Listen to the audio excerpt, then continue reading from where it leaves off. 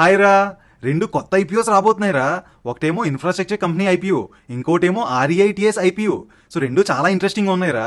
Infrastructure company ఐపీఓది అయితే grey market premium బీభత్సంగా ఉంది. అలాగే రిట్స్ ఐపీఓకి వస్తే ఆల్రెడీ 10 days బ్యాక్ కూడా ఒక ఐపీఓ వచ్చింది రిట్స్ది. కాకపోతే దాని మినిమం ఇన్వెస్ట్మెంటే 10 lakhs అట. నా దగ్గర అంత డబ్బులు లేవు, అందుకే దానికి అప్లై చేయలేదు. కాకపోతే ఈ ఐపీఓకి జస్ట్ 14,000 ఉంటే సరిపోతుందట. సో నాకైతే చాలా ఇంట్రెస్టింగ్ ఉన్నాయి రెండు ఐపీఓస్. సో అసలు చెప్పారా రెండు ఐపీఓస్లో రిస్క్లు ఏమైనా ఉన్నాయా, ఇన్వెస్ట్ చేసి వచ్చా, లేదంటే ఇంకేమైనా ఉంటే డీటెయిల్గా అన్ని ఎక్స్ప్లెయిన్ చేశారా? ఇంట్రెస్టింగ్ ఐపీఓసే ఈ రెండు. ముందు జిఎంపీ ఎక్కువలో ఉన్న హైవే ఇన్ఫ్రాస్ట్రక్చర్ లిమిటెడ్ కంపెనీ గురించి మాట్లాడుకుందాం. బిజినెస్ మోడల్ ఏంటి అనేది చెప్తాను, జాగ్రత్తగా విను. ఈ హైవే ఇన్ఫ్రాస్ట్రక్చర్ లిమిటెడ్ మెయిన్గా 3 బిజినెస్లు చేస్తుంది. ఫస్ట్, టోల్వే కలెక్షన్, హైవేస్లో టోల్ కలెక్ట్ చేయడం ఇలాంటివి ఉంటాయి కదా. 2, ఈపీసీ ఇన్ఫ్రాస్ట్రక్చర్, రోడ్స్ అని, బ్రిడ్జెస్ అని, ట్యాంక్స్ అని ఇలాంటివి గవర్నమెంట్ ఆర్ ప్రైవేట్ దగ్గర కాంట్రాక్ట్స్ తీసుకొని కన్స్ట్రక్ట్ చేయడం. 3, రియల్ ఎస్టేట్, కొన్ని కమర్షియల్ అండ్ రెసిడెన్షియల్ సైట్స్ని డెవలప్ చేస్తూ ఉండడం. టోటల్ 11 స్టేట్స్లో ఆపరేట్ చేస్తుంది ఇది, అండ్ 30 years ఈ టాలీ కలెక్షన్ ఫీల్డ్లో ఎక్స్పీరియన్స్ ఉంది. ఇంకా కరెంట్ ఆర్డర్ బుక్లో చూసుకున్నా సరే 666 crores మార్చ్ 2025కి. ఓకే, కాకపోతే అసలు వీళ్ళకి టోల్ కలెక్షన్ నుంచి ఎంత రెవెన్యూ వస్తుంది అంటే ఎందుకు అడుగుతున్నానంటే, గవర్నమెంట్ చెప్తుంది కదా ఫ్యూచర్లో అసలు టోల్ గేట్స్ అనేవి ఉండవు, మీ జీపీఎస్ ట్రాక్ చేసి దాన్ని బట్టి ఆటోమేటిక్గా డబ్బులు డిడక్ట్ చేస్తామని చెప్పి. సో అలా జరిగిందనుకో ఫ్యూచర్లో టోల్ గేట్సే ఉండవు కదా. సో అలాంటప్పుడు వీళ్ళకి టోల్ గేట్స్ నుంచి వచ్చే రెవెన్యూ కంప్లీట్గా జీరో అయిపోతుంది కదా. సో అందుకే అడుగుతున్నాను రా, అంటే వీళ్ళకి వచ్చే మొత్తం ఓవరాల్ రెవెన్యూలో టోల్ గేట్ నుంచి ఎంత రెవెన్యూ వస్తుంది? మంచి క్వశ్చన్ అడిగారా, చెప్తాను. అయితే ఫ్రెండ్స్, మన ఈ రూపాయి ఛానల్ని సబ్స్క్రైబ్ చేసుకున్నారా లేదా? ప్లీజ్ ఎవరైనా సబ్స్క్రైబ్ చేయని వాళ్ళు ఉంటే సబ్స్క్రైబ్ చేసుకోండి, నోటిఫికేషన్స్ ఆన్లో పెట్టుకోండి. ఆ లైక్ అని, షేర్ అని, కామెంట్స్ అని చేస్తూ ఉండండి. అలాగే నిన్న మన ఛానల్లో వీడియో చూసారని అనుకుంటున్నాను. ప్రతిరోజు మార్కెట్ క్లోజ్ అయిన తర్వాత 5 to 6 ఆ లోపల ఒక మార్కెట్ అప్డేట్ వీడియో, అందులో నాలెడ్జే మీరు ఎక్కువ నేర్చుకోవడానికి ఉంటుంది. సో మార్కెట్ అప్డేట్స్ మీకు తెలుస్తూ ఉంటుంది, అండ్ అలాగే అందులో ప్రతిరోజు ఏదో ఒక నేర్చుకునే విషయం మీకు వస్తూ ఉంటుంది. అండ్ అలాగే వీకెండ్స్లో కూడా స్టాక్ మార్కెట్ రిలేటెడ్గా నాలెడ్జ్ వీడియోస్ చేద్దామనే ప్లాన్లో ఉన్నామండి. అయితే మమ్మల్ని మీరు ఎంకరేజ్ చేస్తూ ఉండాలి. మీ ఎంకరేజ్మెంట్ వల్ల మాకు వచ్చే లైక్స్ అని, సబ్స్క్రిప్షన్స్ అని ఇవే అండి. So please. రైట్, ఈ హైవే ఇన్ఫ్రాస్ట్రక్చర్ గురించి మాట్లాడుకుంటే టోల్వే కలెక్షన్ నుంచే ఇంచుమించు 80% ఆఫ్ ద రెవెన్యూస్ వస్తుంది. ఒకసారి ఈ ఇమేజ్ చూడు, FY25లో 77% ఆఫ్ ద రెవెన్యూస్ ఇక్కడ నుంచే. టోటల్గా ఒక 495 crores దీని తాలూకా రెవెన్యూస్ అయితే 382 crores టోల్వే కలెక్షన్ నుంచే. ఈపీసీ ఇన్ఫ్రాస్ట్రక్చర్ నుంచి 100 crores, అండ్ ఆ రియల్ ఎస్టేట్ నుంచి అయితే చాలా తక్కువ, 7 crores అలాగా అంతే. సో ఫ్రెండ్స్, రెవెన్యూ మిక్స్ చూడడం ఎందుకు ఇంపార్టెంట్ అనేది మీకు అర్థమైందా లేదా? అవ్వడానికి దీనికి 3 బిజినెస్ పోర్ట్ఫోలియోస్ ఉన్న రియల్ ఎస్టేట్ సెక్టర్ నుంచి చాలా తక్కువ, అండ్ మేజర్ పోర్షన్ 80%కి అలాగా టోల్వే కలెక్షన్ నుంచే వస్తుంది. సో టోల్వే కలెక్షన్ అనేది డిసైడింగ్ ఫ్యాక్టర్ చాలా వరకు అవనుంది ఈ కంపెనీకి. ఓకే, సో ఈ పాయింట్ చూడడం మంచిదే అయిందనమాట. ఎందుకంటే ఫ్యూచర్లో టోల్స్ మ్యాక్సిమం ఉండకపోవచ్చు, అండ్ వీళ్ళు మ్యాక్సిమం రెవెన్యూ టోల్స్ నుంచే వస్తుంది. సో ఈ పాయింట్ చూడడం మంచిదే కదా. సో ఇది వీళ్ళకి ప్రాబ్లమే కదా ఈ కంపెనీకి. ఎస్, ప్రాబ్లమే. అండ్ అదే ఈ ఐపీఓ అనాలిసిస్ చేస్తున్న వాళ్ళు స్ట్రెస్ చేయాల్సిన పాయింట్. అందుకనే దాన్ని స్ట్రెస్ చేసి నేను చెప్పాను. కాన్సెప్ట్ అర్థమైందా లేదా? ఇప్పటి వరకు హైవేస్ మీద వెళ్తున్న కార్స్ అనుకో, ట్రక్స్ అనుకో, 70 kilometers అలా ఒక టోల్ ప్లాజా ఉంటుంది. అక్కడ ఆగి టోల్ చార్జెస్ కట్టేసి జర్నీ కంటిన్యూ చేస్తుంటారు. ఇప్పుడు గవర్నమెంట్ ఏమంటుంది, ఫ్యూచర్లో అలాగా ఈ టోల్ ప్లాజాస్ ఏమీ ఉండవు, వెహికల్కి ఒక జీపీఎస్ ట్యాగ్ అతికించేస్తాం, అండ్ హైవేలో మీరు వెళ్తున్న కొద్దీ ప్రతి కిలోమీటర్కి ఇంతని కట్ చేస్తూ ఉంటాం, ఆటోమేటిక్గా కట్ చేస్తూ ఉంటాం. సో టోల్ ప్లాజాస్ అవసరం లేదు అంటున్నది. పోనీ అది అవ్వడానికి లేట్ అయినా సరే యాన్యువల్ టోల్ ఫీజ్ అని చెప్పి ఒకటి కట్టించేసుకుంటాం, ఎక్కడికి వెళ్ళినా మీకు ఫ్రీ అని అంటుంది అనమాట. సో నేను ఏమంటున్నానంటే, అఫ్కోర్స్ ఆ జీపీఎస్ బేస్డ్ టోల్ ఏదైతే ఉన్నదో దానికి 3 to 4 years అలా టైం పట్టచ్చు. బట్ ఒక్కొక్క హైవే మెల్లమెల్లగా అడాప్ట్ చేస్తూ వస్తుంటారు అనమాట. మామూలుగా మాట్లాడాలన్నా సరే ఈ హైవే ఇన్ఫ్రాస్ట్రక్చర్ కంపెనీకి ఏ టోల్ ప్లాజా ఇచ్చినా సరే 1 year కాంట్రాక్ట్స్ లాగానే ఇచ్చుకుంటూ వచ్చేవాళ్ళు అనమాట. సో సంవత్సరం అయిపోయాక మళ్ళీ రెన్యువల్ చేసుకోవాల్సి వచ్చేది. ఇప్పుడు ఈ సిచ్యువేషన్లో ఏంటంటే నెక్స్ట్ ఇయర్ రెన్యువల్ వస్తుందా లేదా అనే టెన్షన్ ఉంటుంది. పోనీ ఈ ఇయర్ వచ్చేసినా సరే ఆ నెక్స్ట్ ఇయర్ రెన్యువల్ అవుతుందా లేదా అనే టెన్షన్ ఉంటుంది. So no doubt physical toll plazas నుంచి రెవెన్యూస్ ఏదో ఒక టైంలో ఆఫ్ అయ్యేటట్టే ఉన్నాయి.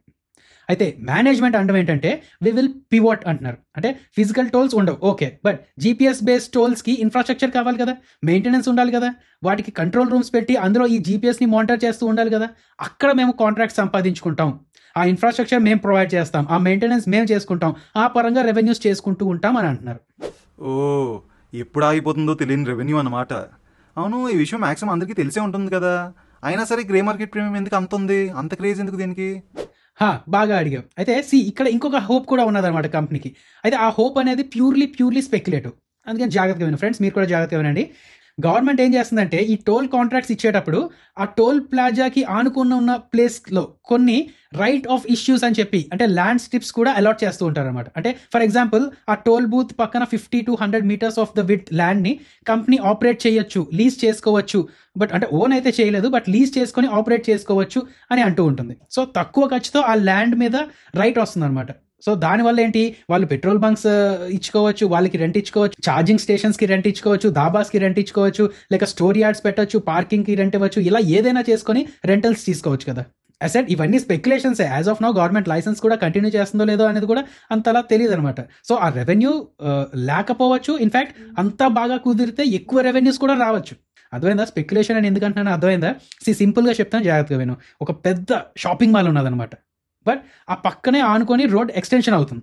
సో ఈ రోడ్ ఎక్స్టెన్షన్లో ఆ షాపింగ్ మాల్లో కొంత పార్ట్ కట్ చేయాల్సి వస్తుంది, అంటే కొట్టేయాల్సి వస్తుంది. అది కొడితే ఇంకా షాపింగ్ మాల్ వేస్ట్ కిందే లెక్క అనమాట.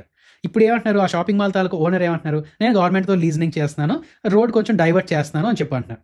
సో జరిగేవి రెండు ఏం జరగచ్చు, ఒకటి ఒకవేళ రోడ్ డైవర్ట్ అవ్వకపోతే స్మాష్ మొత్తం జీరో అని కాదు కానీ వాల్యూ చాలా వరకు పోవచ్చు. రెండు, ఒకవేళ రోడ్ డైవర్ట్ అయితే మంచి రెవెన్యూస్ రావచ్చు. అదేందా 0 or 1 అనమాట. అలాంటి స్పెక్యులేషన్స్ అంటే ఇక్కడ మరీ 0 or 1 కాదు, బట్ ప్యూర్లీ స్పెక్యులేషన్ బేస్డ్ గేమే నడుస్తూ ఉన్నది, అది నేను చెప్తున్నాను. సో పూర్తిగా మ్యాటర్ తెలియకపోతే రిస్కే అన్నమాట. అవునులే, అసలు ఎందుకు స్పెక్యులేట్ చేస్తామో తెలియకపోతే ఎగ్జిట్ ఎలాగ అవుతాం. అవును, ఈ కంపెనీ రెవెన్యూస్ ఎలా ఉన్నాయి, వాల్యుయేషన్స్ ఎలా ఉన్నాయి? ఇంకేం చూడాల్సిన అవసరం లేదురా, బట్ ఒకసారి మన వ్యూవర్స్ కోసం కూడా ఒకసారి చూపించేద్దాం. అయితే ఇక్కడ ఒక ఇంపార్టెంట్ పాయింట్ జాగ్రత్తగా చూడండి. FY25కి 80% of the revenues toll plaza నుంచి అనుకున్నాం కదా, అయితే దాని నెట్ ప్రాఫిట్ మార్జిన్ 5% మాత్రమే. And EPC infrastructure taluka net profit margin 10% అలా ఉన్నది. సో రెవెన్యూస్ 382 crores అయితే అందులో 5% అంటే జస్ట్ 20 crores అలాగే టోల్ వేస్ నుంచి వస్తుంది ప్రాఫిట్స్. ఈపీసీ ఇన్ఫ్రాస్ట్రక్చర్ నుంచి 105 crores రెవెన్యూ అయితే అందులో 10%, సో 10 crores అలాగా ప్రాఫిట్స్ ఈపీసీ ఇన్ఫ్రాస్ట్రక్చర్ నుంచి వస్తుంది. సో అది కూడా గుర్తుపెట్టుకోవాలి. అదేందా, ఒకవేళ ఈపీసీ ఇన్ఫ్రాస్ట్రక్చర్ తాలూకా బిజినెస్ బాగా పెరిగితే ఇక్కడ నుంచి ఆ ప్రాఫిట్స్ కూడా రికవర్ అయిపోవచ్చు. అండ్ రేపు పొద్దున్న ఈ చెప్తున్నాం కదా, టోల్ ప్లాజా చుట్టూ ఏవైతే రెంటల్స్ ఉంటాయో వాటి నుంచి ఇంకా ఎక్స్పెన్స్ లేకుండా రెవెన్యూస్ ఒక 20 crores 30 crores వచ్చినా సరే ఈ టోల్ వే కలెక్షన్ ఏదైతే జీరో అయిపోబోతుందో దాని తాలూకా ప్రాఫిట్స్ కవర్ అవ్వచ్చు. సో ఇవన్నీ ఉన్నాయి, స్పెక్యులేషన్స్ అయితే ఉన్నాయన్నమాట. సరే, అవన్నీ పక్కన పెట్టి ఒకసారి పిఎస్తో కంపేర్ చేస్తే ఐఆర్బీ ఇన్ఫ్రాస్ట్రక్చర్ డెవలపర్స్ అని వాళ్ళకు కూడా ఎక్కువ ఇలా టోల్స్ ఉన్నాయి, ఈపీసీ కూడా ఉన్నది. సో వాళ్ళతో కంపేర్ చేస్తే వాళ్ళ పిఈ 27లో ట్రేడ్ అవుతుంది, ఈ హైవే ఇన్ఫ్రాస్ట్రక్చర్ 25లో అడుగుతున్నారు అనమాట. సో మరీ ఓవర్ వాల్యూడ్ అని చెప్పలేము, నార్మల్ వాల్యుయేషన్స్లో అలాగా అడుగుతున్నట్టే. బట్ నేను ఫైనల్గా చెప్పేది మీకు అర్థమవుతుందా లేదా ఫ్రెండ్స్, ఫ్యూచర్లో ఏదో జరగచ్చు అనే స్పెక్యులేషన్స్ మీద ఈ ఐపీఓ నడుస్తున్నట్లయితే నాకు అనిపిస్తుంది అనమాట. సో ఇంటర్నల్గా ఆర్ ఎల్స్ పూర్తిగా మేనేజ్మెంట్తో టచ్ ఉన్న వాళ్ళకి ఆ స్పెక్యులేషన్స్ మీద కాన్ఫిడెన్స్ కొంచెం ఉండే ఛాన్సెస్ ఉన్నాయి. ఎవరైనా అప్లై చేసే వాళ్ళు ఉంటే ఆ రిస్క్ అనేది మీ మైండ్లో పెట్టుకోండి.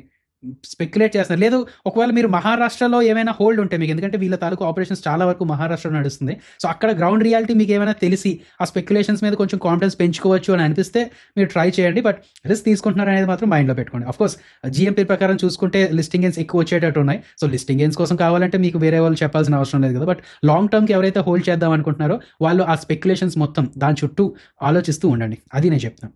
అండ్ ఆఫ్ కోర్స్ స్టార్టింగ్లో డిస్క్లైమర్ ఇచ్చినట్టు మన రూపాయి ఛానల్లో ఇచ్చేదంతా ఎడ్యుకేషనల్ కంటెంటే. సో మీకు అప్లై చేయండానో లేదనో ఒక డైరెక్ట్ ఫైనాన్షియల్ అడ్వైస్లో మేము ఇవ్వట్లేదండి, ప్యూర్లీ ఎడ్యుకేషనల్ కంటెంట్ ఇది, నో ఫైనాన్షియల్ అడ్వైస్. మేము సెబీ రిజిస్టర్డ్ అనలిస్ట్ కూడా కాదు. సో మీ ఓన్ అనాలిసిస్ యాడ్ చేసుకుంటూ ఉండండి, లేదంటే ఫైనాన్షియల్ అడ్వైజర్ని కలండి. మా అనాలిసిస్ అనేది మేము షేర్ చేయడం జరిగింది. అండ్ అలాగే చెప్పాం కదండి మొహమాటం లేకుండా నేనేమనుకుంటున్నాననే అనాలిసిస్ అనేది మన డైలీ వీడియోస్లో కూడా షేర్ చేయడం జరుగుతూ ఉంటుంది. సో ఆ డైలీ మార్కెట్ వీడియోస్ కంటిన్యూ చేస్తూ ఉండాలా లేదా అనేది చెప్పండి. అండ్ మన రూపాయి ఛానల్ని సబ్స్క్రైబ్ చేసుకొని నోటిఫికేషన్స్ ఆన్లో పెట్టుకోండి ప్లీజ్. అవును ఫ్రెండ్స్, వీడియోస్ మిస్ అవ్వకుండా చూస్తూ ఉండండి. సరే, టాపిక్ వస్తే నెక్స్ట్ ఆ రిట్స్ ఐపీ గురించి చెప్పరా. ఓకే ఫ్రెండ్స్, ఈ రైట్స్ గురించి చాలా సార్లు మాట్లాడుకున్నాం కదా మన వీడియోస్లో. సో ఇప్పుడు సింపుల్గానే చెప్పేస్తాను, బట్ ఇన్ డెప్త్ కావాలి అంటే ఆ పాత వీడియోస్ చూడండి మీరు. ఒక బాండ్లో ఇన్వెస్ట్ చేస్తే టైమ్లీ వడ్డీ ఇస్తారు, ఒక స్టాక్లో ఇన్వెస్ట్ చేస్తే వీలైతే డివిడెండ్స్ ఇస్తారు, లేకపోతే క్యాపిటల్ అప్రిషియేషన్ లైక్ ఎంతో పర్సెంటేజ్ పెరిగితే ప్రాఫిట్స్ వస్తూ ఉంటాయి, లాసెస్ కూడా వచ్చే ఛాన్సెస్ ఉంటాయి. ఈ రైట్స్ ఏంటంటే ఒక గ్రూప్ ఏం చేస్తుందంటే, ఒక గ్రూప్ ఆఫ్ కంపెనీస్ లేదంటే ఒక కంపెనీ డబ్బులు డెట్స్తోనో లేక ఓన్ మనీతోనో రేస్ చేసి బిల్డింగ్స్ కడుతుంది, అందులో ఆఫీస్ స్పేసెస్లా చేసి ఆఫీసెస్కి రెంట్ ఇస్తూ ఉంటుంది. నౌ రెంట్స్ అయితే వస్తున్నాయి, కానీ ఇనిషియల్ క్యాపిటల్ అయితే లాక్ అయిపోయింది కదా వాళ్ళకి. అందుకని వాళ్ళు ఏం చేస్తారంటే వాళ్ళు పెట్టిన డబ్బులు మొత్తాన్ని లేదంటే ఆ ప్రాపర్టీ వాల్యూని పార్ట్స్గా విడదీసి రైట్స్ అనే యూనిట్స్ కింద విడదీసి ఇన్వెస్టర్స్కి ఇస్తూ ఉంటారు అనమాట. అవునవును, నువ్వు అన్నట్టు ముందు కూడా దీని గురించి మాట్లాడాము. అయితే అయినా ఒకసారి మన ఫ్రెండ్స్ కోసం అసలు షేర్స్కి రేట్స్కి డిఫరెన్స్ ఏంటో మళ్ళీ ఒకసారి చెప్పారా? ఇప్పుడు నువ్వు ఒక షాప్ కట్టావురా, దాన్ని రెంట్కి ఇచ్చావు.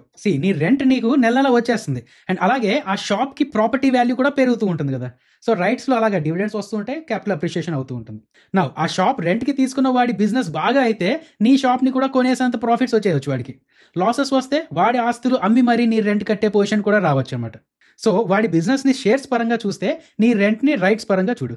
ఇలా ఆలోచిస్తే నీకు అర్థమైపోతుంది రైట్స్ అంటే ఏంటో. ఓహ్ సూపర్, బాగా అర్థమైంది. అయితే ఒకసారి రిట్స్ తాలూకా డీటెయిల్స్ అన్ని చెప్పారా? ఈ knowledge realty trust REIT is one of the India's biggest office REIT real estate investment trust. దీని gross asset value 62,000 crores. Company దగ్గర 30 A గ్రేడ్ ఆఫీసెస్ ప్రాపర్టీస్ ఉన్నాయన్నమాట. Total area 46.3 million square feet. And అలాగే వీళ్ళ తాలూకు offices హైదరాబాద్లో, ముంబైలో, బెంగళూరులో, చెన్నైలో, గిఫ్ట్ సిటీలో కూడా ఉన్నాయన్నమాట. అండ్ వీళ్ళు రెవెన్యూ రెంట్ ఈల్డింగ్ ప్రాపర్టీస్ని లీజ్ ఇస్తూ ఉంటారు. అండ్ హై వాల్యూ టెనెంట్స్ కూడా లైక్ అమెజాన్ అని, గూగుల్ అని, యాపిల్ అని ఇలాంటి వాళ్ళు వీళ్ళ ఆఫీసెస్లో ఉంటూ ఉంటారు. ఓకే, అయితే బేసిక్ ఐపీఓ డీటెయిల్స్ కూడా చెప్పారా? బేసిక్ ఐపీఓ డీటెయిల్స్ చెప్పాలంటే August 5th నుంచి 7th వరకు ఓపెన్లో ఉంటుంది. Price band 95 to 100 rupees. Lot size 150 units. Last time మనం ఒక రైట్ గురించి మాట్లాడుకున్నాం, బట్ 10 lakhs ఎవరు పెడతారు అని చెప్పి అనుకున్నాం. బట్ ఇక్కడ ఏంటంటే 15,000తో కూడా మినిమం 15,000తో పెట్టచ్చు. సో చెప్తాను తర్వాత ఎలాంటి వాళ్ళు అప్లై చేయొచ్చు ఏంటనే తర్వాత చెప్తాను. Issue size almost like 4,800 crores, మొత్తం ఫ్రెష్ ఇష్యూ. ఓకే, అయితే మరి ఫైనాన్షియల్స్ ఎలా ఉన్నాయి, అంటే ప్రాఫిట్స్, మార్జిన్స్ ఇవన్నీ ఎలా ఉన్నాయి? కంపెనీకి strong annuity type revenue flow అయితే వస్తుంటుంది. మోస్ట్లీ రెంటల్ ఇన్కమే. FY25లో 4,146 crores అలాగా రెవెన్యూస్ వచ్చాయి. And profits 222 crores. EBITDA margin అయితే బాగానే ఉన్నది, 83 to 175% అలా అంటున్నారు. ఈ రైట్ స్ట్రక్చర్ ద్వారా ఏంటంటే అది డిఫరెంట్గా ఉంటుంది. ఆక్యుపెన్సీ రేట్ అది బాగా చూడాలి. ఎన్ని ఆఫీసెస్ ఉన్నాయి, ఎన్ని ఆఫీసెస్ ఆక్యుపై చేసి ఉన్నాయి అనేది చూస్తే 89 to 91% రేంజ్ అలా ఉన్నది అనమాట. సో స్టడీ ఇన్కమ్ ఫ్లో అయితే ఉంటూ ఉంటుంది. వీటికి కూడా వాల్యుయేషన్స్ చూడాలా? ఓకే, ఒకవేళ చూడాలి అనుకో, మరి ఎలా ఉన్నాయి వాల్యుయేషన్స్? అంటే తో కంపేర్ చేసుకుంటే ఎక్కువ తక్కువ ఎలా ఉన్నాయి? ప్రైస్ బ్యాండ్ అనేది 95 to 100 అన్నారు.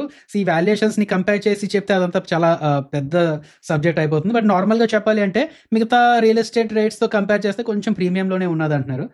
అయితే మీరు అందరూ గుర్తుపెట్టుకోవాల్సింది ఏంటంటే స్టాక్స్ లాగా వాలటైల్గా ఉంటూ ఉండదు. లాసెస్ బాగా వచ్చేయడం లేదంటే ప్రాఫిట్స్ బాగా వచ్చేయడం ఉంటూ ఉండదు. ఎకానమీలో ఏంటంటే సైకిల్స్ ఉంటాయి. క్రెడిట్ సైకిల్ అంటారు, అంటే ఇంట్రెస్ట్ రేట్స్ ఎలా పెరుగుతుందో తగ్గుతుంది. ఇంట్రెస్ట్ రేట్స్ తగ్గుతున్న కొద్దీ కొన్ని సెక్టర్స్ పెరుగుతూ ఉంటాయి, వాటి తాలూకా ఎకానమీ పెరుగుతూ ఉంటుంది, అంటే వాటి తాలూకా బిజినెస్ పెరుగుతూ ఉంటుంది. ఇన్కమ్ ఇంట్రెస్ట్ రేట్స్ పెరుగుతున్న కొద్దీ వాటి తాలూకా బిజినెస్ తగ్గుతూ ఉంటుంది. సో దాన్ని క్రెడిట్ సైకిల్ అంటారు. అలాగే బిజినెస్ సైకిల్ అంటారు, ఎక్స్పాన్షన్ అని, కాంట్రాక్షన్ అని. అలాగా ఇన్వెంటరీ సైకిల్ అంటారు. అర్థమైందా? కొన్ని అంటే కమోడిటీస్ ఎక్కువ యూజ్ చేస్తూ ఉంటారు. అండ్ ఈ పరంగా రైట్స్ పరంగా ఏంటంటే రియల్ ఎస్టేట్ సైకిల్ అనుకోవచ్చు.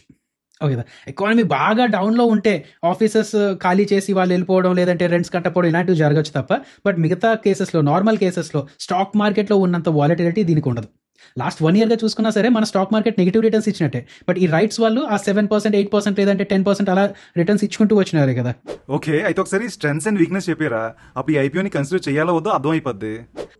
ఈ రైట్స్ పరంగానే ఆలోచించాలంటే అందులో స్ట్రెంగ్స్ లా చెప్పాలి అంటే grade A urban office assets అయితే ఉన్నాయి. ఐటీ హబ్స్ అని, MNC టెనెంట్స్ అని వీళ్ళు ఉన్నారు. జియోగ్రఫిక్ డైవర్సిఫికేషన్ కూడా ఒక 6 large cities లో ఉన్నారు. డైవర్సిఫైడ్ టెనెంట్ బేస్ కూడా ఒక 450+ టెనెంట్స్ అయితే ఉన్నారు. Fortune 500 కంపెనీస్ లో కొంతమంది వీళ్ళ దగ్గర ఉన్నారు. అండ్ స్టేబుల్ ఇన్కమ్ అనమాట, 89 to 91% ఆక్యుపెన్సీ. అండ్ అలాగే average lease expiry period 8.6 years. బాగానే ఉంది కదా. అలాగే స్పాన్సర్షిప్ కూడా వీళ్ళకి బ్లాక్ స్టోన్ సత్వా గ్రూప్ వాళ్ళ పార్ట్నర్షిప్ కూడా ఉన్నది. అసలు వీటికి ఉండే రిస్క్లు ఏంటి? ఇన్వెస్టర్స్ కాషియస్గా ఉండాలా? రిస్క్ లా చూడాలి అంటే లివరేజ్ అంటే హై డెట్ ఉన్నది వీళ్ళకి. డెట్ టు ఈక్విటీలా చూడాలి అంటే 8 to 9 times. So interest burden అనేది ఎక్కువ ఉంటూ ఉంటుంది అన్నమాట. వీళ్ళకి కరెక్ట్గా డబ్బులు రాకపోతూ ఉంటే ఇంట్రెస్ట్ కట్టలేని స్టేజ్ కూడా వచ్చే ఛాన్సెస్ ఉన్నాయి. అంటే ఎక్స్ట్రీమ్ సిచ్యువేషన్ చెప్తాను. అలాగే regulatory risk, SEBI as of now rights taluka norms బాగానే పెట్టుకుంటూ వెళ్తుంది. రేపు పొద్దున ఒకవేళ అంటే ఎక్వేషన్ అని, డిస్పోజల్ అని ఇలాంటి లిమిటేషన్స్ ఏమైనా పెడితే కొంచెం ప్రాబ్లం అవ్వచ్చు. రిలేటెడ్ పార్టీ డీల్స్ కూడా కొంచెం అప్పుడప్పుడు ఉంటూ ఉంటాయి కదా, అసెట్ పర్చేసెస్ దగ్గర, సేల్స్ దగ్గర. ఆ కాన్ఫ్లిక్ట్ ఆఫ్ ఇంట్రెస్ట్ రిస్క్ అనేది ఉంటూ ఉంటుంది, అది చూసుకుంటూ ఉండాలి. అలాగే ఇందాక చెప్పినట్టు నార్మల్ బిజినెస్ సైకిల్స్ లేదంటే క్రెడిట్ సైకిల్స్లో పెద్ద ప్రాబ్లం ఉండదు. But real estate taluka market slow downs ఏమైనా అయితే, ఆ సైకిల్ ఏమైనా వస్తే, ఆఫీస్ డిమాండ్ తగ్గిపోయి రెంట్లో నెగోషియేషన్స్ చేస్తూ ఇలాంటివి ఉంటే కొంచెం ప్రాబ్లం అయ్యే ఛాన్సెస్ ఉన్నాయి.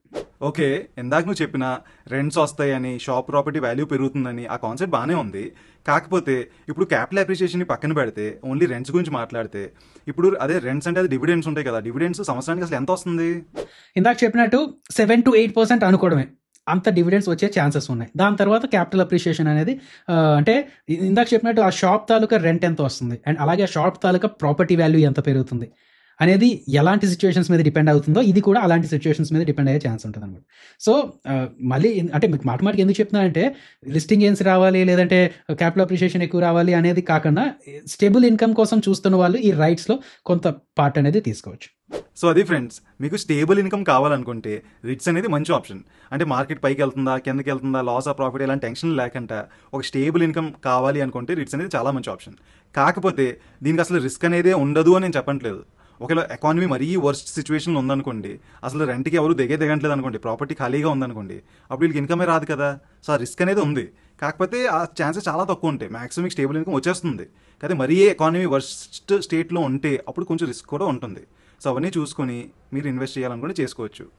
అండ్ ఒకవేళ మీ పోర్ట్ఫోలియోలో ఆల్రెడీ స్టాక్స్ ఉన్నాయి, ఇంకేవో ఇన్వెస్ట్మెంట్స్ ఉన్నాయి, దాంతోపాటు డైవర్సిఫై చేసుకోవడానికి రిస్క్ కూడా యాడ్ చేసుకుందాం అనుకుంటే అది కూడా మంచి ఆప్షనే. ఓకేనా ఫ్రెండ్స్? సో నెక్స్ట్ వీడియోలో మళ్ళీ కలుద్దాం. ఇంకా సబ్స్క్రైబ్ చేసుకోకపోతే వెంటనే చేసుకోండి, అలాగే లైక్ కామెంట్ కూడా చేసేయండి. మళ్ళీ కలుద్దాం అయితే. బాయ్ అయితే.